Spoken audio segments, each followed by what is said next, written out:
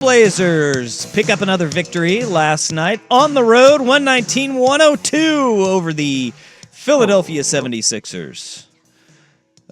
That team is in some trouble. Tyrese Maxey going down last night. That's tough. He wasn't playing well anyways. No, but he had a good game 2 games ago, and then he just basically missed everything the game before he played the Blazers, and then he missed everything again. Yep, and the Blazers win 119-102, win that I think we're all going to take when that lineup again does it.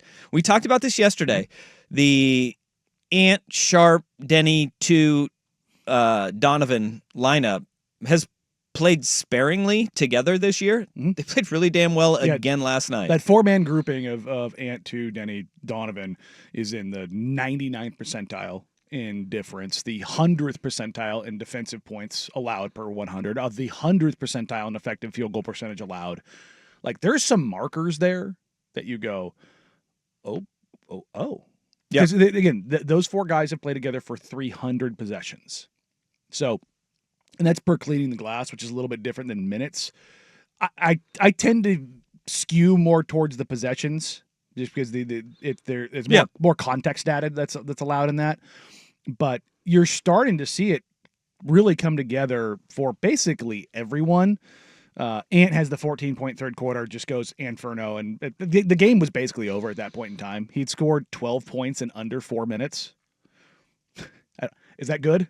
That's good. That's pretty good, right? That's good. But after that, I mean, the game was pretty much in hand at that point, despite the 76ers being up at the half. When you go when you have a 35-point quarter to a 20-point quarter, hell, the 76ers scored 41 second-half points. The Blazers scored 35 in just the third quarter. Yeah. One thing that is increasingly sticking out is, look, we talked about this yesterday, with Jeremy Grant out of the lineup. Jeremy Grant is having one of the worst seasons of his career. And since he figured it out, yes, because his first couple years in the league, he played on those process Sixers, and he was not an offensive player. one of the worst years of his career. They look way more comfortable without him on the floor. Yes, I would agree. And at that point, particularly offensively, because he takes shots, he gets shots, and that's just the way the NBA is. The vets who have the big contracts, that's the pecking order. It's not just that they trust him to create the shot consistently, whether or not it goes in. They really look better without that.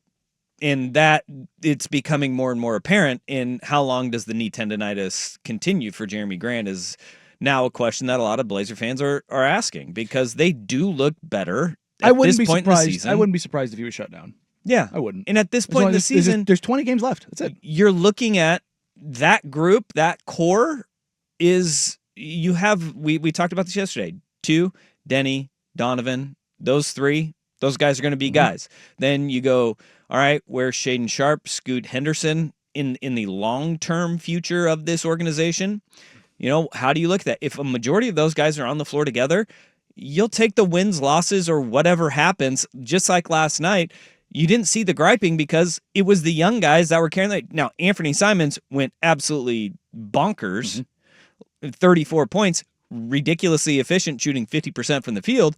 But it's the young guys, their development, their growth. That's what you wanted to see through this year. And if you get a blowout win with those guys, you take that. This is one of my favorite games from Shaedon Sharp this year. One of my favorite games. Why? Career high in rebounds. Yeah. It's something on the Rip City wrap-up that I have been hitting for the last 2 weeks. Shaedon Sharp, I know you can score. What else can you do? How else can you use your athleticism? Offensive rebounds, 3 last night. 11 total rebounds, 5 assists. Being involved, I mean, he got an offensive rebound, came down flat-footed with Andre Drummond, who's 6'11" and probably 285, 290 pounds, and still has some real juice. And he flat-footed jumped and packed it on his head. And I go, that's it. That's it, dude. That's what everybody wants to see from you. His run of consistency is continuing. Yes. And it is, now you're starting to see things click where even, and it wasn't a thing where he didn't, it wasn't awe-inspiring offensive performance. Still really damn good. I mean, he's 7 of 10 from 2. That's the thing, is he's 1 of 7 from 3. He hits 2 threes, and all of a sudden this game's a 26-11-5 game, and you're going, damn. But make your imprint, make your impact any way you can, and he did. I thought we saw the same thing in a completely different vein from Scoot Henderson too. Yes. Like Scoot did not shoot well, but he found a way to be productive, as whether it be a facilitator or just we saw these games before where if Scoot's shot wasn't falling, he was an absolute utter liability on the floor. Yes. And you're starting to see that is growth, that's progress. Not every game of 82 is going to be a guy shooting the lights out. No. That's not the NBA, especially because we highlight this all the time. This team lacks a star, right? Look, again, That's the whole ball going hoop thing. Scoot was 0 of 4 from 3. He hits a couple threes last night, and he has a very nice night. And that's you can't control the ball going in the hoop night in, night out. Now, the name of the game is consistency. And you want to see that, but some nights you don't have it. And on a back-to-back where you went into overtime against the best team in basketball, and you get in there and you look, that first half, there were some tired legs. There was some, God, we're playing this team. We're on Philadelphia.